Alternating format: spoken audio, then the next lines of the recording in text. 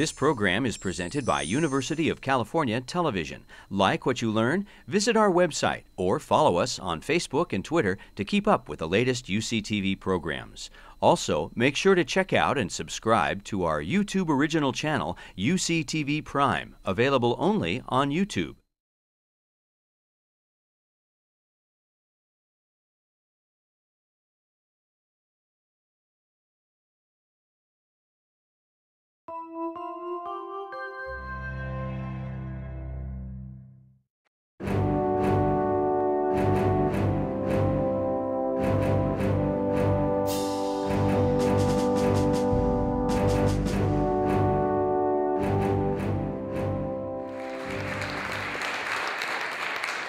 Thank you very much for being here for Zocalo's maiden voyage in Sacramento. I think one day you'll be able to say, you were here. And this is what we do. We put together smart thinkers, brilliant thinkers, but who have different expertises, come from different backgrounds, perspectives, and tackle a big question. And our panel tonight is three people, all Americans, though one is also French, all of whom live in different time zones and have traveled widely, but have expertise in places as different as Japan, China, Brussels, California, American politics, Czechoslovakia. I guess those are two countries now. But I want to start. This is a tough conversation we're having tonight. It's politically incorrect, I think, particularly for Americans.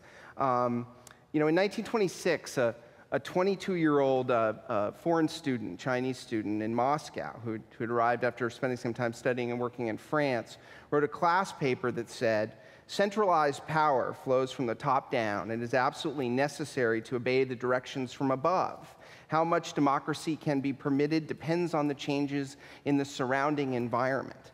Now that sounds quite awful to American ears, but tonight we want to kind of have a tough conversation about whether that author might have had a point. He turned out to be Deng Xiaoping, and he never really deviated from that view. He may have done more than any person in the world in the past 50 years, you can make the argument, to do the kinds of things that American politicians often promise they will do in elections, to increase opportunity for people, no matter where they're from, to build the middle class, to build great public works, to advance the quality of life, to connect people to the world. So that's why the question of the night is democracy too slow? To make rapid progress, and to keep up with a world that moves in its finances and its technology and in so many ways moves so quickly. And it's a relevant question now, a question people are asking, because Western democracies seem so stuck, places like Europe and California. Can we govern ourselves at all in these sort of diverse democratic societies where it's so hard to reach agreement? And there's been, an idea in America, among the leading American commentators, and even some folks in California asking this question, hoping that, do we have something to learn from even authoritarian governments? Let me pick on Tom Friedman of the New York Times, who recently sort of said, "I've fantasized, don't get me wrong, but what if we could just be China for a day? I mean, just one day. Where we could actually, authorize the right solutions." And I do think there is a sense of that on everything from the economy and the environment. I don't want to be China for a second. Okay, I want my democracy to work with the same authority, focus, and stick-to-itiveness. Let's start with that sort of premise, and let me start by throwing this to Ezra Vogel, who really should need no introduction, but let me give him a brief one. He's perhaps one of our country's leading students of Japan and China, has written more important books than I can begin to, and this is the latest, and it's a brilliant book. I've read it all 714 pages. Congratulations. He's Henry Ford's the second professor of the social sciences emeritus at Harvard. Again, this is his most recent book, Deng Xiaoping and the Transformation of China, and he's visited East Asia at least once a year since 1958, chairs the advisory board of the University Service Center in Hong Kong. So let's put the question to you. Is there anything that people in democracies who treasure democracy can really, in a gridlock place like California, for example, can really learn from the example of Deng and what's happened from China? Is it just that we're electing politicians who are far too tall? Or, what is it? Well, Deng was only 5 feet tall, or some of you will say he was 4 feet 11. But I think there are things we can learn. And I think every country has to have its own system. We try to lecture the Chinese that they should get democratic, and they say we're trying to interfere with them and make things tougher and make it difficult for them to keep order among the Tibetans and the Uyghurs in Xinjiang. But I think the ideal of trying to say what is the best for the country and to have a group of people who are dedicated to finding what's best for the country and being able to make changes fairly rapidly without lengthy, long lawsuits. They've been able to put up more subway systems. They've been able to put up fast rail. They've been able to build new factories that are very geared to export-oriented, to undertake terrific long-term training programs to build up long-term. I agree with Tom Friedman. We don't want their system here. We don't want to have a party that dictates to us. But why isn't there room from learning from some of the best advantages, the things that they do well? Why can't we learn to have, why can't we build rapid transit systems? Why can't we have urban renewal in a faster way? Why do we have to wait so many years for lawsuits? I think Americans are creative enough, and we may not be fast enough, but I think the world is changing. I think your questions are right on. The world is changing so fast that some of the slow ways we do things are not producing the results. And I think we do have to find ways. And even without importing their whole system, I think the systems that they have devised for training talented people level by level in government, giving them a few years' experience, and then picking those with the best record who get along well with their superiors or their peers and their subordinates, and then giving them higher positions, and then selecting groups. There is something to be said for a lot of those qualities and a lot of those systems. But and that, you know, obviously framed that way, you know, Deng is a sympathetic character, but this was also a guy who, I mean, he, you know, you talk in the book about two things that sort of inviolate. He was going to modernize and really catch China up with the world after just horrors and terrors and, you know, unimaginable loss of life. I mean, there's an important context there. But also that he thought it was, you know, it was sort of non-negotiable to the point where, you know, he was willing to set troops on his own citizens, that the Chinese Communist Party, this one-party rule, you know, was the way there. And I know this is a kind of question that historians hate, but, you know, was he right about that? Could you have modernized, you know, in a more pluralistic way? I don't think he could have. I think we tend to think about other countries based on our own experience. And our own experience is that we can have democracy and different point of views. I remember during the Vietnamese War, being in Washington as part of some of those demonstrations. I don't remember people in Washington being worried that we were going to overthrow the government just because we opposed the government in Vietnam. But in China, they really have to worry. And over 30 million people were killed during the Cultural Revolution, during the Great Leap Forward. At least 1.4 million were killed during the Cultural Revolution. There are various estimates of how many people were killed in the Tiananmen incident, but I think the best figures that a Canadian scholar has done through very careful work, maybe 700, 800. And Deng felt that for the good of the country, thinking the long-term good of the country, that you had to bring the city in order. And I think at that particular time, he was probably right. It's easy to give advice based on our experience for democracy, but when you're in a country that's much more turmoil, that advice is often not appropriate. As somebody who's looked at East Asia modernization, the truth is every country that broke through modernization did it under authoritarian governments. That was true in Japan, it was true in Korea, it was true in Singapore, and it's been true in China. And the two countries that we held up as the great advances, the great democratic countries of Asia, Philippines and India, have been among the slowest. And people say corruption in the Philippines is perhaps as bad as it is in China, and yet they've had democracy. So I think the simple solutions that we have suggested in democracy in these other countries is not always the way to get things done. With that, let's turn to Europe and to Janice Thompson, immediately to my right. Janice has spent the last 6 years in Brussels. She escaped its difficult politics and relocated to the tame, practically apolitical town of Chicago, Illinois. And you did a lot of different kinds of work in nonprofits, and you're also a writer, and have written things for a publication I recommend to anyone who does civic engagement and participation work, but is unknown here, called Involve, based in the UK. You focused on understanding public participation in the European Union. You're a public engagement advisor. You worked on this new initiative process that the Europeans have just started last month. A lot of us look at Europe and we think, this is a place with too many countries, and one of them is Greece. They're all democracies, many interested languages. They can't resolve this Euro crisis. They keep half resolving over and over again. Perhaps this is a place where a firmer hand, more unity is needed. Is that right? Oh, not at all. This whole question about speed and democracy is really important, especially right now in the EU. And when I look at it, I look at the question of the EU as an example of transnational government. And the only transnational government in world history that's been both powerful and aspires to be democratic is the EU. And this transnational level is more important to citizens now than ever.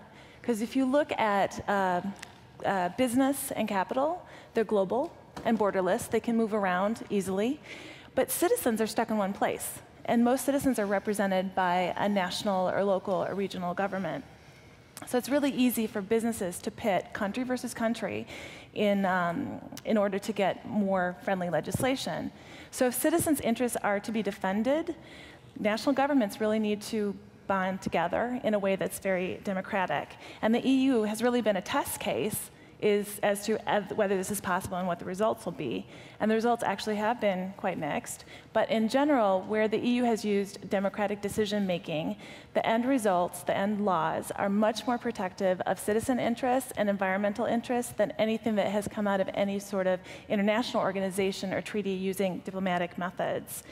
And then, because the EU is so large, any laws that relate to consumer goods then affects people around the world, including Americans. Now, on the surface, decision-making in the EU is extraordinarily slow and mind-bogglingly complex. It can easily take 5 years to develop new EU law. But in another sense, it's actually incredibly fast and very efficient and results in high-quality policy, because you're changing laws in 27 countries at one time, rather than changing them in 27 countries individually.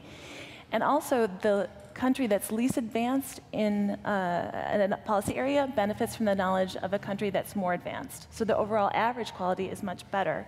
And then if a new member state joins the EU, it has to bring all of its laws up to date, up to the same EU standards. So that results in very rapid improvement in the quality and efficiency of laws. No, so the democracy itself is not too slow for transnational government, but there is a problem with democracy in the EU, which is the EU is inadequately democratic.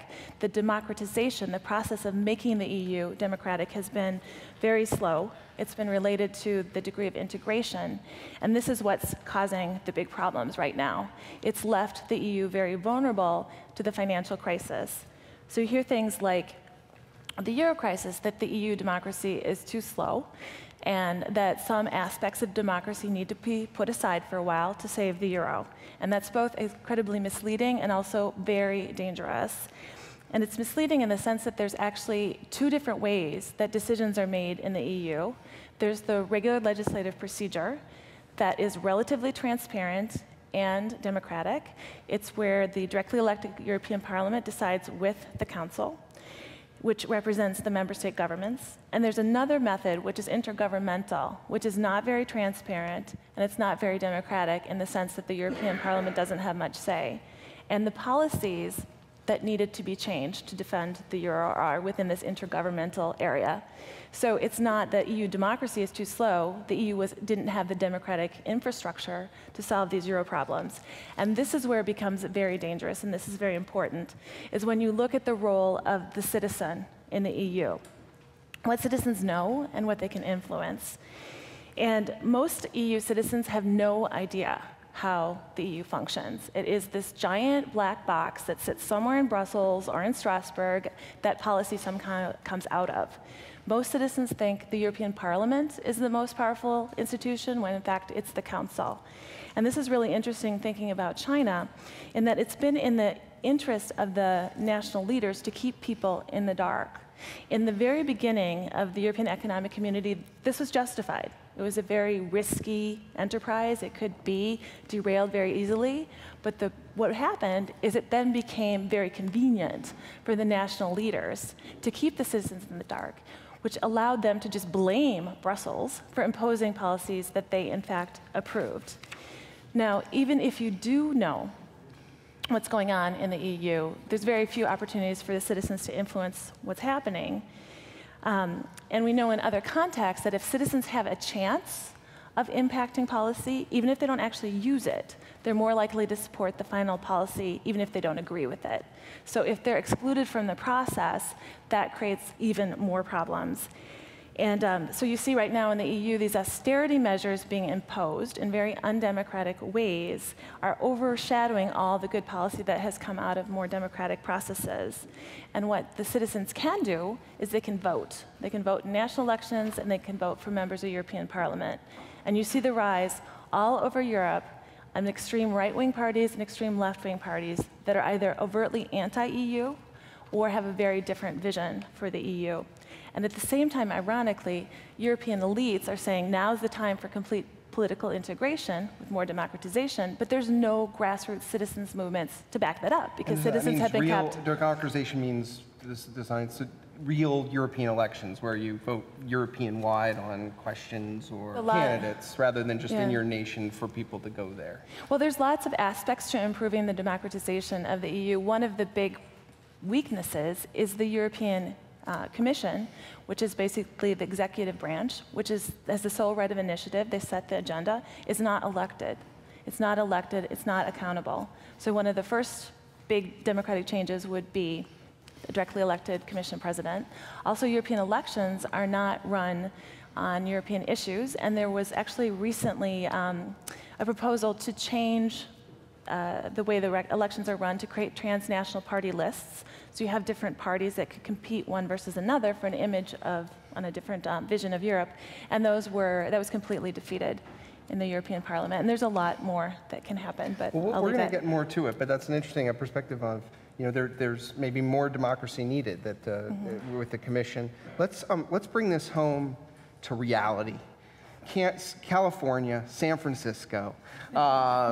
And our third panelist is, again, doesn't need much introduction, but I'm going to give her one. She's an attorney, author, and activist. Christine Pelosi has literally been around politics and public policy, working in her entire life.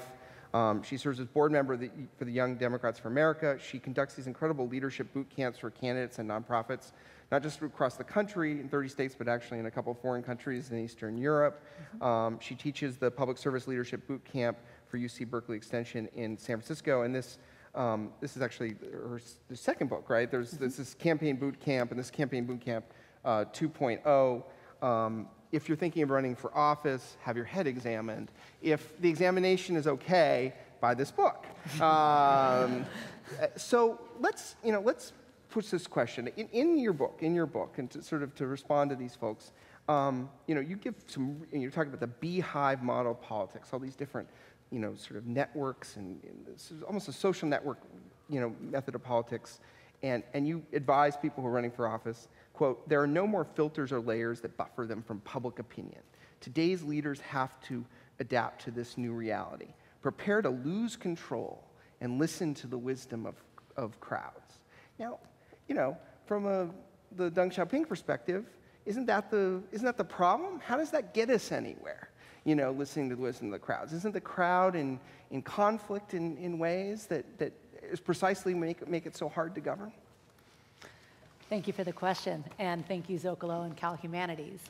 As Joe mentioned, I started in politics when I was in the stroller. So when we were growing up, first in New York City, my mom had 3 kids, 3 and under, all in the same little stroller, pushing us through the streets of New York City. And when I was writing my book, first book, and I said, Mom, how did you get in past all those no soliciting signs?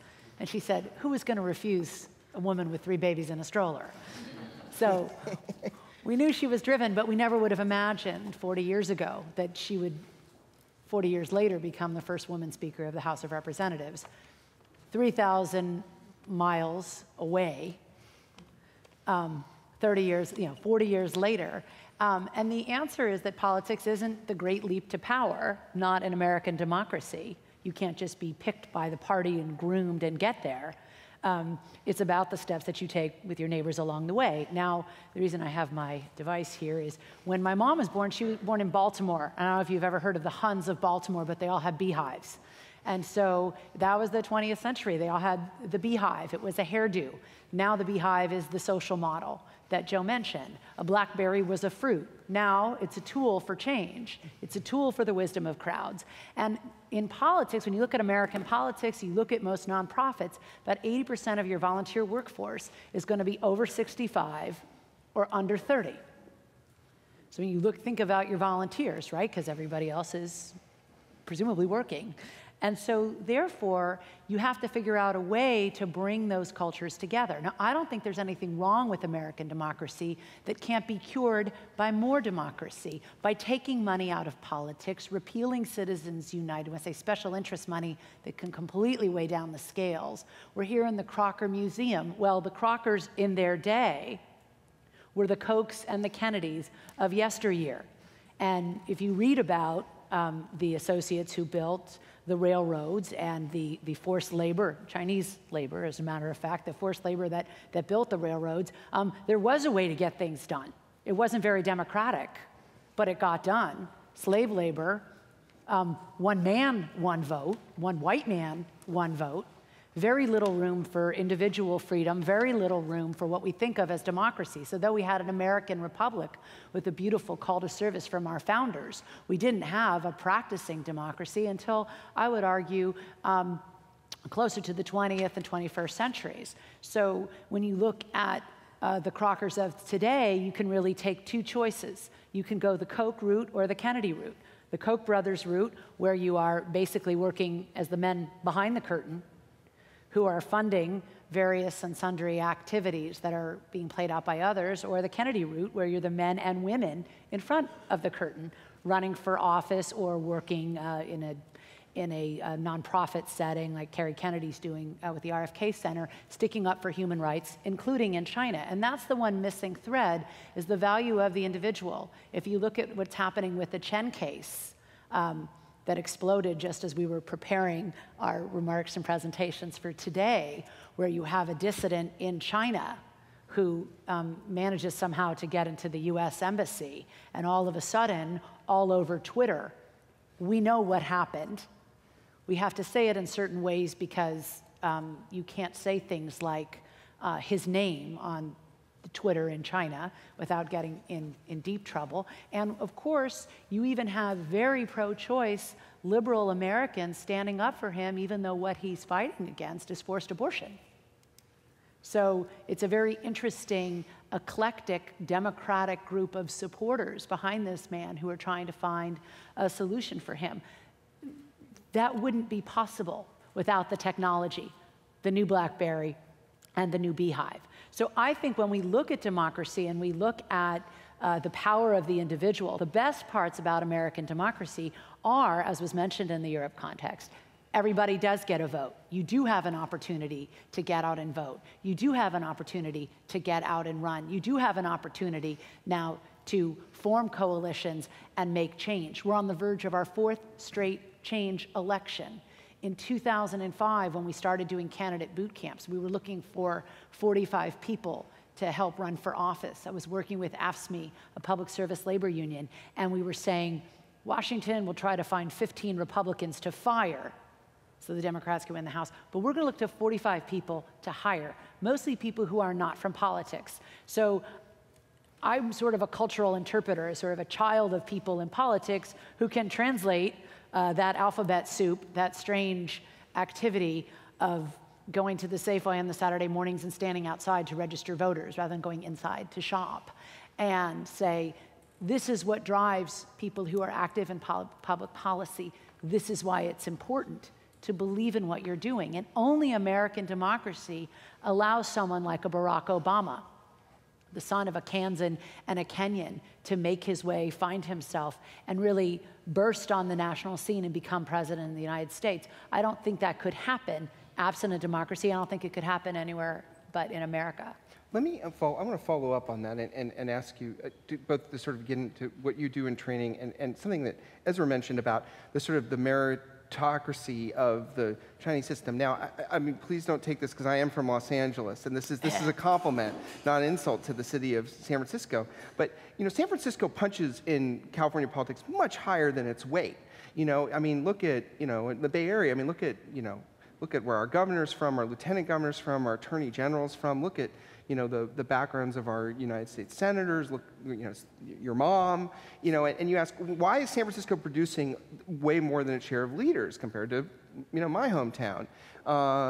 And the answer I'm told is, well, there was this guy, Phil Burton, and they had this incredibly intense, competitive political culture that really train people and was a testing ground and still lingers. It's a much more politically competitive place, and it's not unlike China. It's a one-party kind of state, right? But yet it's punching its weight. I mean, is there something to that? Is there something to that kind of kiln in which you fire that you're just going to kind of get better people? Is that maybe sort of what we need that too much of our country doesn't have? I think the only predictor of campaigning is campaigning. In San Francisco, we're very dense, we're very small, 700,000 people plus, probably closer to 8 if we had a full count in the census, which is a whole other Zocalo evening. But ride the Muni through certain districts, it's higher than what they say it is. But it's very, we've got every cross-section you can think of. We speak dozens of languages, dozens of cultures, people coming in from all over, and it is highly, highly competitive for everything. And so I think that the competition really makes people very, very, very strong. The other thing about San Francisco is that we get to vote on everything. We have an initiative process. We were the city that sued to say that our party central committees could endorse in nonpartisan elections like mayor and city supervisor, which again politicized. And by the way, that wasn't Phil Burton. He didn't want them to be able to do that. A little fear of the grassroots there. But it happened in a lawsuit that really changed the nature of our politics. So I think the combination of incredible diversity, incredible competition, and incredible opportunity we were part of the tech boom. We have several pillars in our community. Great sports teams, great arts, great tech, a lot of history, a lot of museums, a lot of communities who come together and say, well, not only are we going to take pride in our diversity, we're also going to have our own museum, our own ballet, or our own symphony, our own individual and yet collective works of art. My husband, Peter Kaufman, and his dad, Phil, make movies in San Francisco. They're very lucky to be able to do that. And one of the things is that you can go to San Francisco. They just did a movie, Hemingway and Gellhorn. They did China, New York, Spain, Cuba, Finland, all without leaving a 30-mile radius of the city and county of San Francisco. So I think the fact that we're so diverse leads us to the kind of political calculations and that can't be transactional, because everyone can see right through it. There's thousands of transactional politicians walking the streets of San Francisco. You really are forced to be transformational. You have to up your game in order to succeed in my town. And I think because we have to do that locally, it's easier for us than to be able to do that on a state or national scale, versus a lot of people, if they're coming up through a political farm system, it's not till they get to the Senate, it's not till they get to the Congress that they have to start dealing with the kinds of complex and diverse decisions and constituencies that we balance on a daily basis when we decide to vote for Democratic Party Central Committee or City Council. Ezra, you wanted to jump in, yeah. I do want to jump in. I think there's several things that, if you try to look at China, it doesn't quite fit. First of all, they don't have slave labor. When people choose to go to the coast to work in factories, they choose themselves. So what they have done is they've imported factories and they've set it up. And the reason people go there, sometimes they do work long hours. It's because it's a hell of a lot better than the starvation that they were doing out in the countryside. So I don't think that's a good description. And I think for what's worked in China, that just turning things over to the masses and having big demonstration is not what's brought the progress. The progress has come because people have systematically tried to think of new factories, new roads, new power stations, and think through logically what are the kind of things that they can do for international projects and international export. If you think of some of the things that's happened in our country that say what we have is sort of stockholders democracy, the big companies are supposed to look out for the stockholders. If they don't look out for the employees, they look out for the stockholders.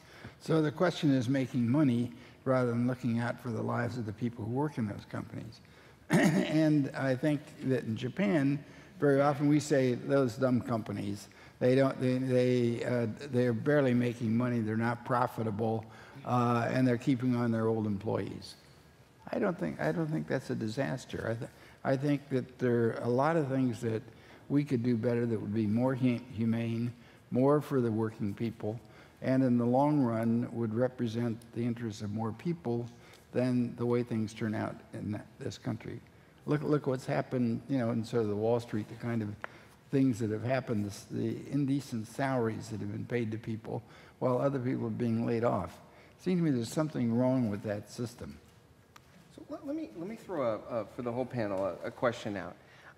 Every time I write something about what should be done in California, I get a call from somebody in Sacramento who quotes polling to me about how what I suggest can't possibly ever happen.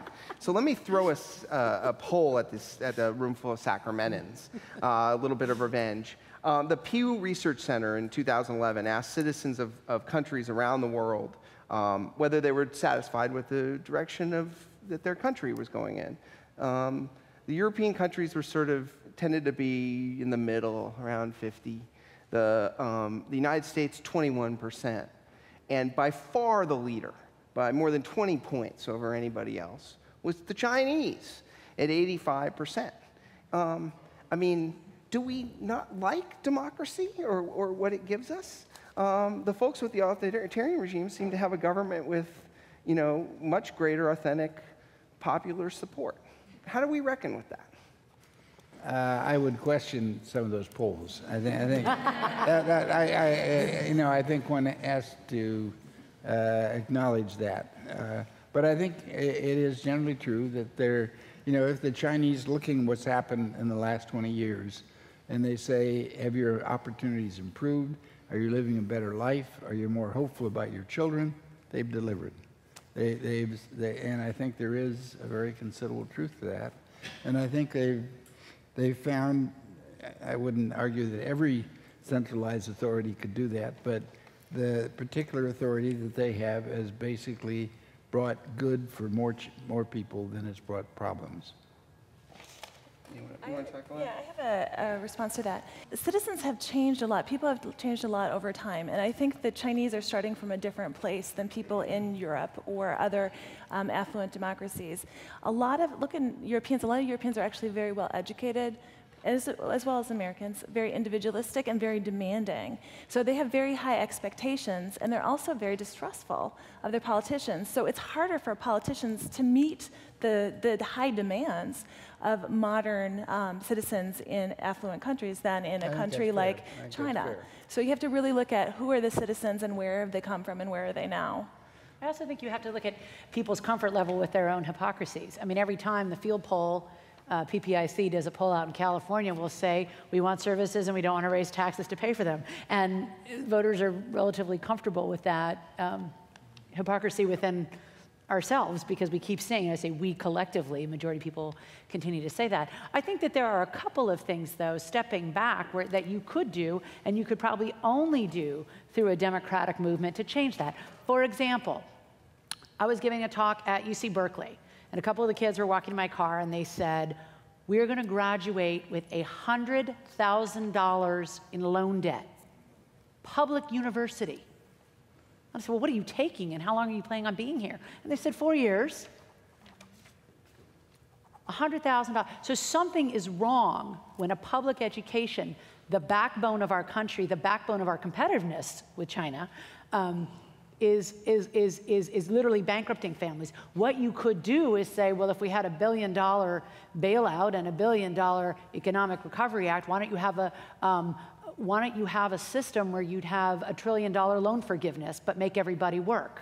Say, you have a federal student loan, you can pay it off through national service. Either be in the military or be in civilian service and pay it off. Right now they have a small program that you can do through OPM, Office of Personnel Management, has a small program for the federal government. But what if you did a moonshot and just say, we have $1 trillion in debt, here's one way where the government could absorb it. Rather than being the lender of last resort, we could be the employer of last resort and put all these people to work so that we could compete. It would be in our national interest, and that's a better $1 trillion expenditure than, say, for example, a war in Iraq. So you could have a big movement if you wanted to do that, if you wanted to elect people on that probably only a grassroots movement could resolve. Right now, we can't even resolve nibbling at the edges over student loan debt interest rates going up, because there's a discussion about whether you should either make rich people pay that, or you should make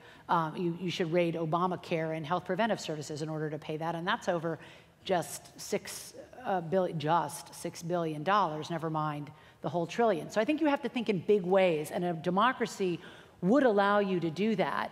And if you had a couple of very big ideas in states like California, where you said, okay, for our California state universities, it's going to be free tuition, but you have to work for the state in some way and serve in some way, you might get support for that. And by the way, educate your kids. Let me talk about California just a second, because there's the criticism in California, it's impossible to do anything big. We have this crazy system. People have written books about it, there were these guys, this strange billionaire guy, homeless billionaire named Nicholas Berggruen, who marched in to the state and came up, big high-powered committee, and one of the big recommendations, this Think Long Committee for California, was a 13-member council that was supposed to be sort of separated from politics and would think of the long term, and I dismissed it. It was, it looked like the Jedi Council in the Star Wars movies. But, when you talk to Berggruen, he sort of, says the problem is that we've sort of married democracy to consumerism in the United States. And that, that consumerism is by its very nature this sort of very short-term thing, and that, we become these kinds of citizens where, we want consumption without savings, or education, infrastructure, and social security without taxes, sort of all this stuff, and that we need structures within our democracy that are less democratic, so that we can do those kinds of big, long-term, kind of moves and investments. But that's only if the people want it. I mean, we passed HighSpeed Rail here. Right. Now, you were asking before, as we're saying, well, why don't we have HighSpeed Rail here the way they do in China? Well, the answer is, here, you're realistically only going to get it on a national scale. We're only going to get, for example, a transportation bill passed. If they say, okay, the HighSpeed Rail is going to start, rather than being as pervasive as the Transcontinental Railroad, it's going to have to start at high-density population centers where people have supported it, and then slowly build out and interconnect. Look at California, where we passed high-speed rail, and we're still having, what did they do? They said you have to build the least populated area first, or the whole thing collapses. So they knew that what Joe is saying is true, which is why when they crafted the measure, they say you have to start at the place where you have the least amount of political will, because that's the only way to get you stretching then up and down the coast from the Central Valley. So I do think that we are that way, but it doesn't mean that we can't find creative ways to create consensus in order to do that. But again, you have to take some of the big money out of politics first, because some 25-year-old kid staffing a congressman or congresswoman on transportation issues for $30,000 a year is not going to be able to compete with a multi-million-dollar lobbying effort that's going to come out at that member of Congress on a particular transportation issue. It's just absolutely not going to be a fair fight unless you take some of that money away and make that, and by the way, have more of those 20-something kids who are serving the country and trying to make sense of this stuff for their bosses. Janice, you can get in here. Yeah, actually, I had a different question, but I actually wanted to talk about this whole point of view of citizens as consumers in the United States. And I'm originally American, and then I went to Europe and learned about Europe from the ground up. And I actually used to have this attitude, I didn't realize how American this was, that citizens, that governments are like providers of good services to citizens. If only the governments better understood citizens' needs, they would serve them better. And working in Europe, I completely changed the way I thought about what the role of the citizen is. It's not, a citizen is not a consumer. A citizen is somebody who also produces policy that is part of the solution, not just the person who asks the government for a good product. So this is actually something that's talked about a lot in Europe right now, not necessarily in the EU, but in Europe, as government as a facilitator, not a government as a provider of services, but government as a facilitator of citizens in different groups coming up with services. And just that I realized how pervasive this whole marketing thinking is in government in the United States, and that is not true in Europe, where citizens are citizens with responsibilities and not just needs. Is the difficulty in governing all these places, I mean, you know, California, China, the European Union, I mean, one of those things, those places are all really big, right? I mean, and big places are very difficult to govern. You know, there's a colleague of yours, I'm not sure you've ever met him, on the Harvard faculty, an economics professor, Alberto Alsina, who has this research about the size of nations and says the ideal kind of nation size, if you want to be successful economically and be really democratic, is like between 6 and 8 million. So all these places are way out of scale.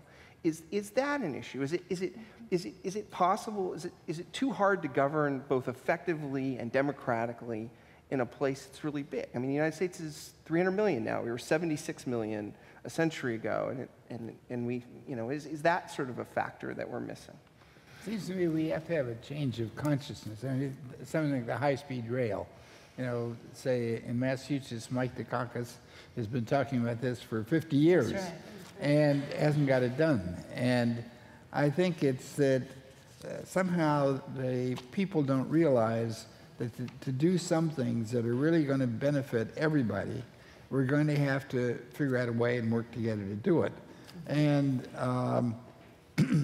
I think the structure of lobby and big business and so forth makes it very difficult. But I think that now the world is changing so fast. I think the point that Joe is making, that we're in a very big changing world and things are changing fast, is going to, if we're going to do it democratically, we're going to have to learn a lot more and understand and have a higher level of consciousness about some of the choices we have to make in order to get things done. And a group like this could play a role in helping increase the understanding of the things that need to be done in order to really look out for the good of the country as a whole. And you have to, I think, put technology in with that, because it's very hard to do nuance in 140 characters. And if you look at, you know, how you're going to get attention on Twitter or Facebook or, you know, a soundbite, it's a very short distillation of a message, and people only have time for a certain amount of information. So that, I think, puts a lot of pressure on government, certainly does on American democracy, because people think that they know something. You know, the old expression, a little bit of knowledge is a dangerous thing, especially when you think you know, so you stop learning. We have a couple of issues there. You've got people who are siloed in various media based on their philosophy. So I'm, I think, in a small fraction of people that actually reads across the spectrum, because I want to know what my side is thinking, what the other side is thinking, who's thinking things in the middle, what the alternative voices are. But most people don't have time for that. They read a couple of websites, they follow a few Twitter feeds, they think they have enough information, and they're fine with that. But I think governments have to be rewired for that and rewired for change, because right now it's not only size, but it's also flexibility. We're just not nimble. Quick example, after 9/11, I was working on Capitol Hill as a chief of staff to a congressman who was on the Government Oversight Committee. So the responsibility was to create a Department of Homeland Security. And the big debate was, do you take Tom Ridge and basically give him budget power? Because if you don't have budget power in the federal government, you have nothing.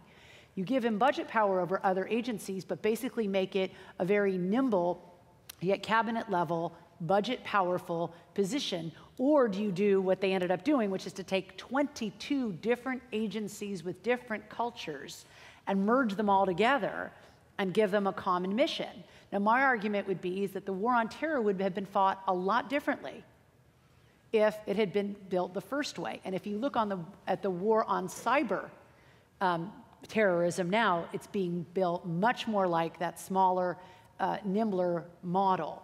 So because we have learned that you just don't have time to drag 22 agencies kicking and screaming, like building an EU to solve a national security crisis. We have to go to questions and Q&A, but I have to ask Ezra one direct question, because since I read it, it was such a chilling scene in your book that I got to ask you. There's this page in there's a scene you do in May of 1989. Late May of 1989, the students are in the square, people have blocked the first attempt by troops to get folks out, and there's a meeting where Dung gives the order he's going to send in the troops, and there's one dissenter in the room famously, but there's a concern raised by several people that says how will foreigners react, and Dung replies, we need action, and quote, the Westerners will forget. Was he right?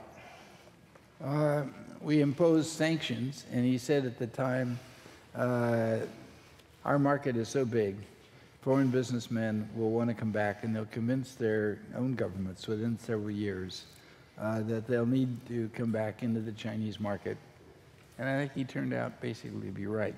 He may have underestimated the problem in the military procurement, because we did really stop military procurement, and that has left the militaries of the two countries at a very distant edge that they're only beginning now to overcome.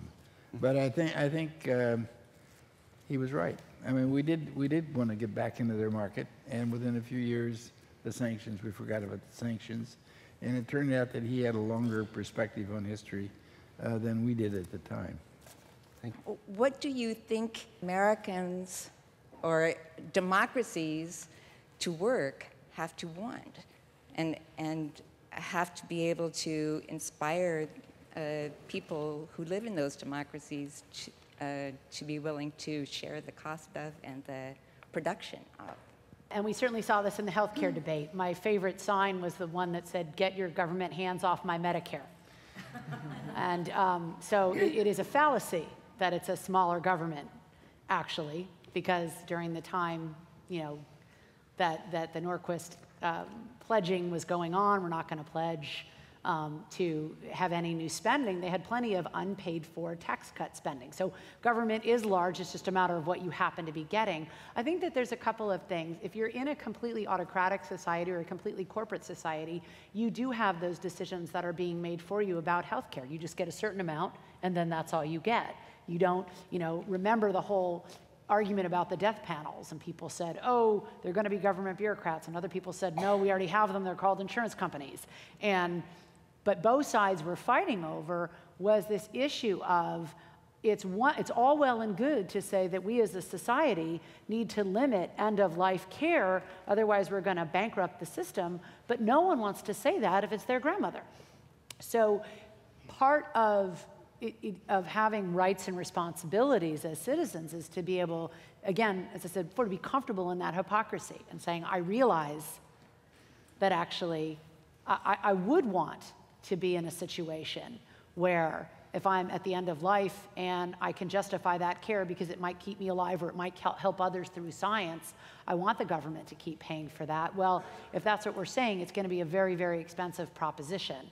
So marrying cost and consumer benefit is always going to be tough. So I think in a democracy, people, again, it changes every election cycle, which is the beauty or the curse of it.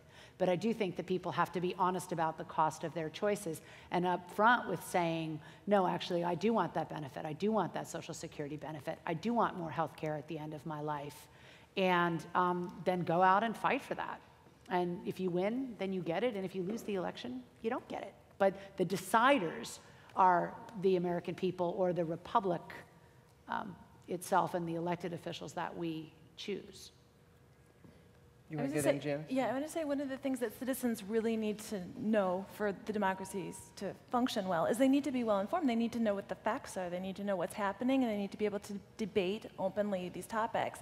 And this is one of the weaknesses of democracy in the EU, which is the same thing that you see in the United States, which is a decline of journalism, a decline for financial reasons. A lot of newspapers are going out of business, and the EU isn't even covered very well, so people don't even have a chance to know what's going on. So at the very base, you need to have a free press, you need to have a functioning press, you need to have opportunities for people to discuss and really look at the facts and not just be, this is what I want, but understand the big picture and what are the trade-offs and what else is going on. So I have a plug for the press. I have a question about the limits of the initiative process, whether it ought to be limited. There's a vote going on today to put a ban on gay marriage in another state constitution. Some people have said there should be limits to how far the initiative process can go in terms of being able to infringe on people's civil rights. So I'd be curious to hear if any of you think, including Joe, if you think there ought to be a limit. And I also, while Janice is here, I would love to hear any updates you have on the European Citizen Initiative and let us know where that stands. The European Citizens Initiative, first of all, it's not an initiative in the California sense of an initiative. It's more like a super petition. Because I told you the European Commission has sole right of initiative, what it is if 1 million Europeans can agree, they can ask the European Commission to propose new legislation. And the European Commission can either say yes or no. But they have to do it publicly, and they have to provide a hearing.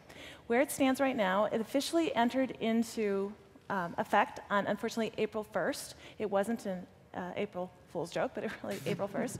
And about 12 initiatives have registered. And right now, the European Commission is examining them to see whether they're admissible. And they can, which means once it's admissible, then they can start collecting their 1 million signatures. And the only reasons they can reject them is if they're frivolous or they are not part of a treaty. It has to be something that's founded in a treaty. And there are some initiatives that are definitely probably going to be rejected as frivolous. For example, one was requiring Europeans to sing some song in Esperanto. You know, that, that will definitely get rejected.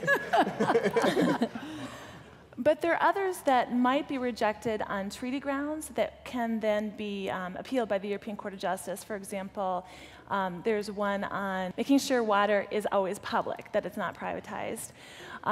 There's another one on freedom of the press.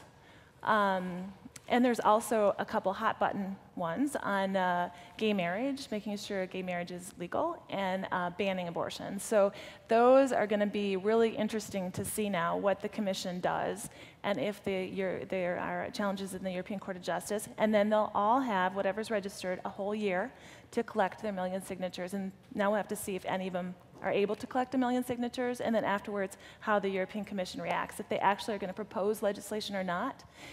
Right now, actually, the European Parliament and the Council can ask the Commission to propose legislation, and most of the time the Commission does. So what you want to see is, if 1 million citizens ask them, are they going to do it as well? Are they going to be as respectful of citizens as they are of the Parliament and the Council? So that's where it stands right now. And to the question limits on the initiative process? Well, no, Ezra first. No, I don't. They haven't brought initiative and referendum to China as yet, I guess. No. Or Massachusetts. I'll let you people comment on the United States. Well, I remember when California Forward had that idea they were going to have a constitutional amendment that was going to then have a constitutional convention, and then they were going to decide on what to put in it.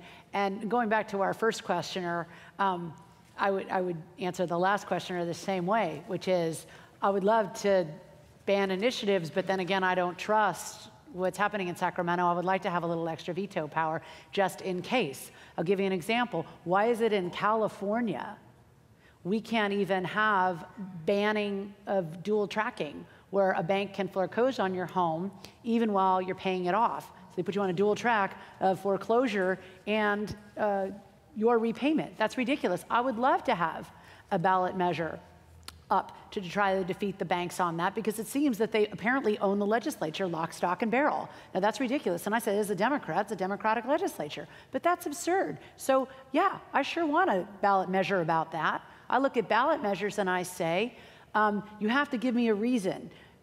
You have to have failed in the legislative process first. In other words, you have to have tried to go through the regular order. And then if some special interest or another has blocked progress, sure, take it to the people. So I think that there are absolutely good reasons to let the voters make a decision, but it also means that you have to have that in concert with looser, not more restrict, voting rules so that more people have an opportunity to vote. I don't know why we vote on Tuesday where we couldn't vote for a much longer period of time. You have to have a California Disclose Act that goes with that. And you have to make sure that you have election protections in place so that we know that every ballot cast is counted as cast. So I absolutely would want to be able to keep my veto power as a citizen over my legislature, which is not serving my interests, if it's saying that a handful of bank lobbyists can buy up a handful of legislators on an issue and refuse what to me would be common sense actions on behalf of homeowners who are trying to be responsible citizens. That's just ridiculous. So that's the latest outrage that makes me want to be able to exercise my rights, but give me time, I'll come up with more. We can talk during the reception about that.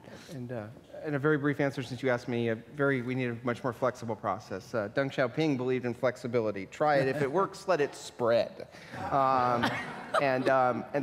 One final happy thought from this conversation. There's some people out there in this state who might note that our governor turned 74 last month and might be past it. And I was taken to note in Ezra's book that in 1978, when Deng Xiaoping finally took power, just shortly after he turned 74. So perhaps there's hope for big transformation in California yet. Thank you very much for being here. Please spread the good word about Zocalo, and please join me in thanking the panel.